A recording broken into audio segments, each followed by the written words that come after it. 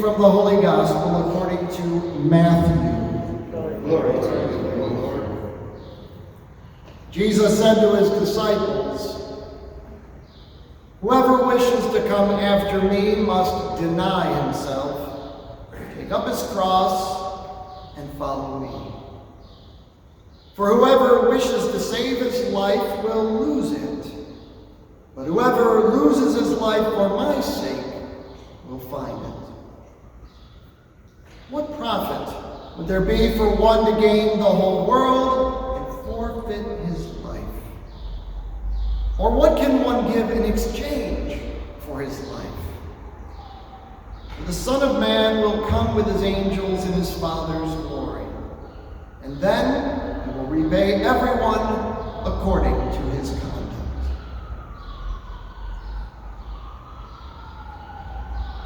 The Gospel of the Lord. Praise to you, Lord Jesus Christ.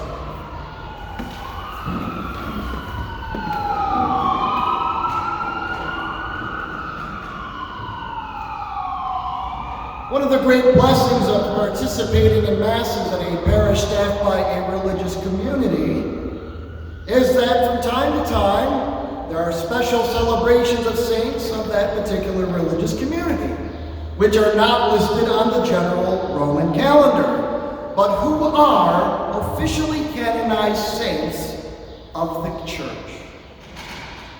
And of course, why this is a great blessing is that it allows you to know and encounter some more of those holy ones who want to intercede for us from their place in heaven. Well, today, I want to introduce, or perhaps reintroduce to you, Saint Peter Armengol, a religious brother of the Order of the Blessed Virgin Mary of Mercy, and a patron saint particularly for the conversion of youth. The traditional accounts record that he was born in La Guardia del Prat, in the province of Tarragona, España, around the mid-13th century. In his youth, he displayed a violent temper and a rebelliousness against everyone, and he soon ran away from his home and family and joined a gang. Now, this poor lifestyle, as we might imagine, led him down a very dark path. In one instance, as he engaged in an armed robbery which had gone wrong, with his sword drawn, he found himself face to face with his very own father, whom he was about to kill. As young Peter was clashing in this conflict with the forces of King James I, he had set a trap to catch these bandits and lead them to justice. Well, young Peter was shaken by such an encounter, where he nearly laid the sword to his father's neck. And so he surrendered, he was arrested, and he was sentenced to death. He begged for forgiveness. And because of the exemplary service of his father and his blessing, his father was from a noble family, the Armengols, Peter was pardoned. This great mercy of God towards him struck Peter so completely that he felt the desire to dedicate the rest of his life to God and the Church, particularly in wanting to do penance and repent for the great wrongs he had done up to that point. So he soon entered the Order of the Blessed Virgin Mary of Mercy, the Mercedarian Friars, and he soon distinguished himself by his strong penitential spirit and his great courage in promoting the ransoming of captives. So much so that he participated in several successful redemptive missions. In the redemptive mission of 1266, he was appointed Redeemer along with his confrere, Father Guillermo de Florencia. They traveled as far as Bejarra on the coast of Algeria. It said that 118 captive Christians were ransomed in that particular redemption. But once they were prepared to embark into proceed back to Barcelona, España, news arrived of a group of 20 youths who were desperate to be set free and were tempted by the lure of their Muslim owners' promises and had ended up denying their Christian faith. The two redeemers deliberated about this, and Brother Peter Armengol, himself once being a troubled youth and feeling connected to these young men, agreed to remain as a hostage. Yes, he literally exchanged himself for the liberation of these 20 youngsters. When the agreed upon price of ransom did not arrive by the appointed time, he suffered martyrdom by being hung by the neck by his Muslim captors from a tree. Nevertheless, he did not die.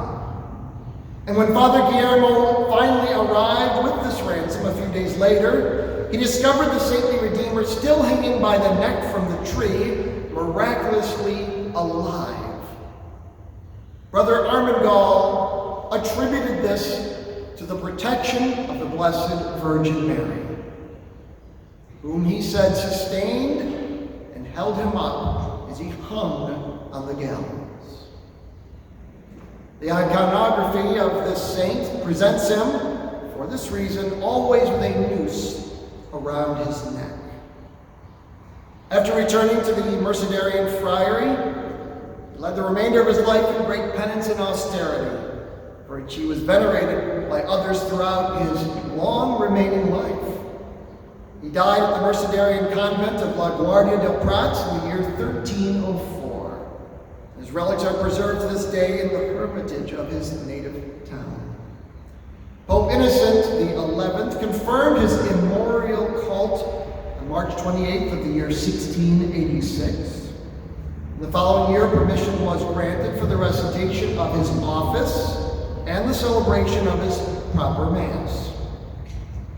In light of his excruciating suffering and the attempted red martyrdom, his name was also included by privilege in the Roman Martyrology, a book I hope that you all get a copy of.